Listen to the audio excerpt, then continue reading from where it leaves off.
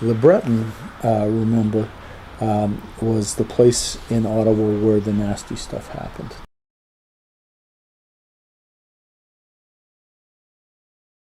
I'm not sure how healthy a neighborhood this was to live in. Certainly you wouldn't be allowed to live near these levels of pollution today. This was mainly an industrial area.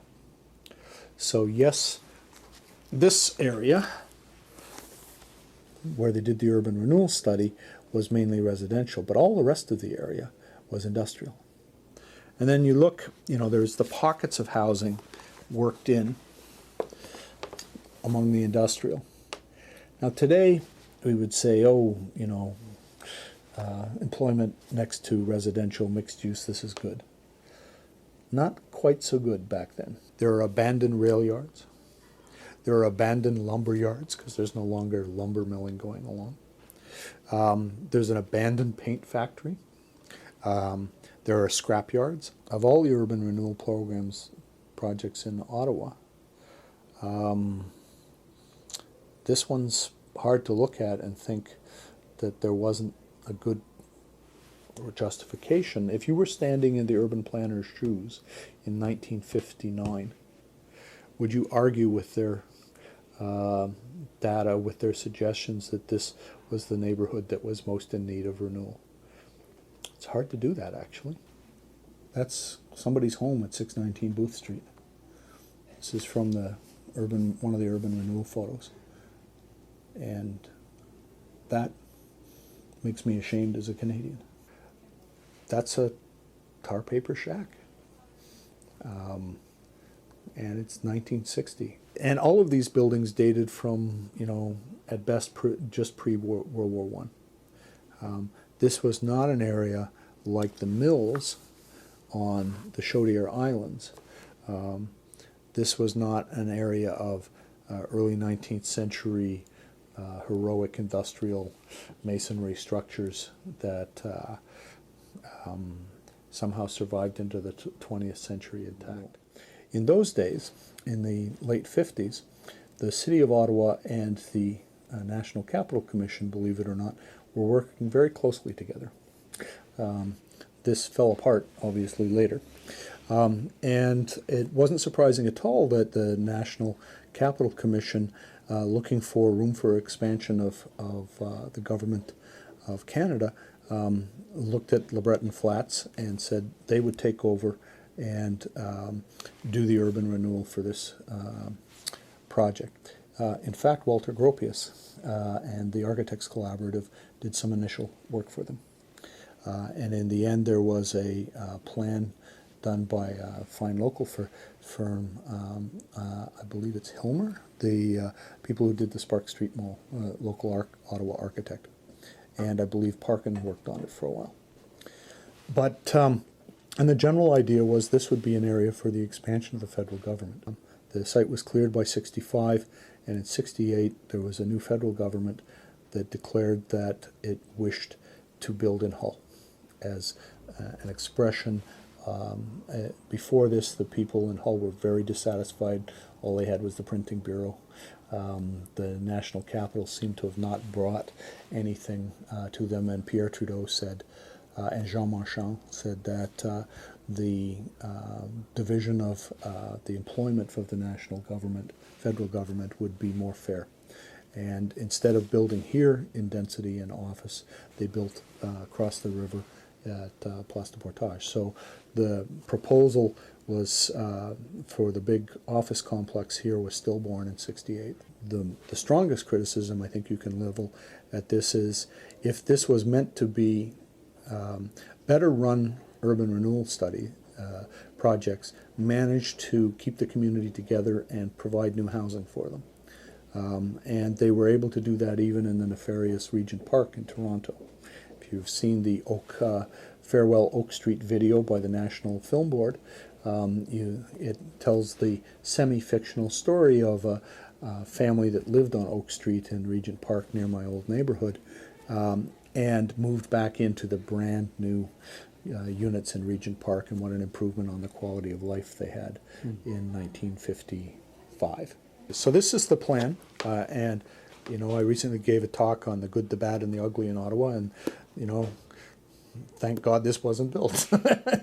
So, you know, with the crosstown expressway and the ramps and the it looks like a little something out of Brasilia, I think. This is the plan from '65. This is the Balharry, Helmer, and Strutt, and this was the National Defense Headquarters. And was going to be, and then it was moved into the building on Colonel By Drive instead when the big expansion happened in Place de Portage and Place de Terrasse. So the riverfront parkways were built, and the riverfront park and waterways, and the rest didn't move forward. Well, I think Jane Jacobs would say that urban renewal is a bad thing, and she did, and she was the most forceful critic of urban renewal that there ever has been. It's very useful in the city to have a stock of older buildings. That older buildings are where interesting things can happen at low rent. The independent shops and stores, and what we would now call the cultural thing. And to the extent that there were some older buildings on the site, if they'd been conserved or kept, then yes. Then some interesting things would have been going on in the last few years. But remember, a lot of the site was former rail yards, polluted things. And if you're going to remove those and start again, this type of medium rise, mixed use development of the type like St. Lawrence, like False Creek, like the new work being done in Calgary in the Currie Barracks, like the redevelopment of Benny Farm in Montreal or the Dockside Green in Victoria. Pretty good work. In Canada, we don't have the new urbanism bug as strongly as the United States. We believe in contemporary architecture, but we believe in good urbanism. The kinds of things the new urbanists talk about, they include a tight grid of streets, a mix of uses, a coherent grouping of types of buildings, a typological approach to building the city, which you see in the plan for LeBreton. And I think the better parts of Berlin and Barcelona are like this. I mean, when we were looking at this and you look at the pictures for LeBreton, the images that were in the minds of the designers for this and for St. Lawrence, if you interview them, they talk about the dense courtyard buildings of Barcelona and Berlin and other parts of Toronto. You'll see fresh, modern architecture, contemporary architecture, but in a street and block framework. So it's contemporary architecture in historic models of what makes a good city in terms of its street and block pattern and use of public space. So I think LeBreton will probably roll out looking like a fresh or a modern project, kind of like I think the reconstruction of Regent Park in Toronto is following some of that as well. You know, Regent Park again was the rejection of modernist building principles and the actually reintroduction of the Toronto block system. But I would be very sad if the plan switched to a forest of towers, which could easily happen. I think there's a place in the city, you know, close to the downtown for high density without high rise. If it all ended up looking like the area behind Christchurch Cathedral, I think that would be a loss. Every developer thinks their land is the place for a tower, right? And I think you pick the places which are appropriate in the city for towers, and you pick the places on a plan which are appropriate for a tower, and you say so, and then you keep the lid on the rest of it. You know, this is high density without a doubt, higher density than elsewhere in Ottawa, but it's at a human scale. It would be very easy, and happened in the railway lands in Toronto, for these high densities to switch to not being at a human scale.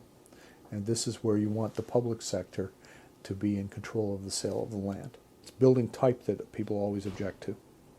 So the plan comes forward with density and what the urban designers call a carpet strategy. And then a few years later, people saying, well, it's going slowly. Okay, throw out the plan, let's do, what the development industry does really well is towers. So we'll do a forest of towers. Forest of towers can be appropriate in some places. You could argue that a forest of tall, thin towers on the west end of Vancouver on the peninsula, carefully organized with the views in between them, might be an appropriate built form for there. But even in Vancouver, when you get off the peninsula, they're going to a mid-rise, high-density spine down Cambie Street and in the area in behind Kitsilano. So, you pick your places where the towers are appropriate, and I don't see anything about LeBreton that says this is the right space for a forest of towers. I don't think people have any idea how beautiful the Chaudière was. When the early explorers visited the area, the first European contact, they talked about being able to see the plume from the Chaudière 10 kilometers downstream. It was an astonishing sight. When the Fathers of Confederation first came to Ottawa to think about their new capital, that was the site that they took them to see, to describe what a gorgeous place it is. And this is a quote from the Globe. To the foot of the Chaudière Falls, as near as the current would permit, our guests gazed their fill on the seething, boiling Devil's Cauldron and pronounced it the most beautiful scenery witnessed by them since Montmorency Falls in Quebec. And look at this wonderful bridge. You have the color image, suspension bridge with the boiling kettle of falls behind it. It was wonderful, and it's all been lost. That is what Champlain saw in 1603, and so impressed him. And it's what the Aboriginal people, the First Nations, saw for centuries before. The rich industrial heritage of these islands came at a very great price. And the great price was the loss of the portage site and the boiling falls that were sacred places to the Aboriginal peoples, to the Algonquin.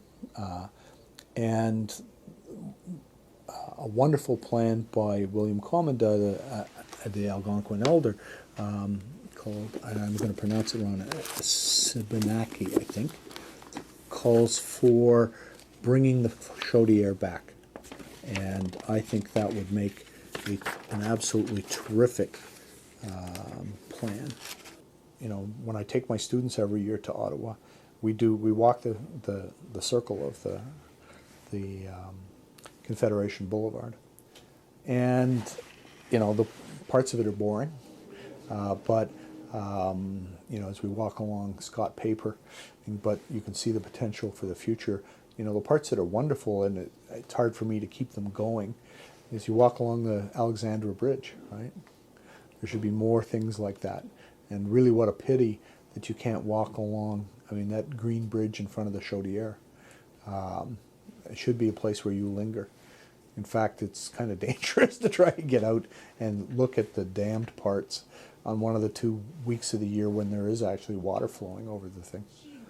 So, you wish that walk up Booth Street and along there was as interesting as going across the Alexandra Bridge. And, when you look at that suspension bridge, those wonderful drawings of the suspension bridge from the 1841 by Thomas Kiefer, that must have been just absolutely incredible to walk across. And why can't we have that back, please?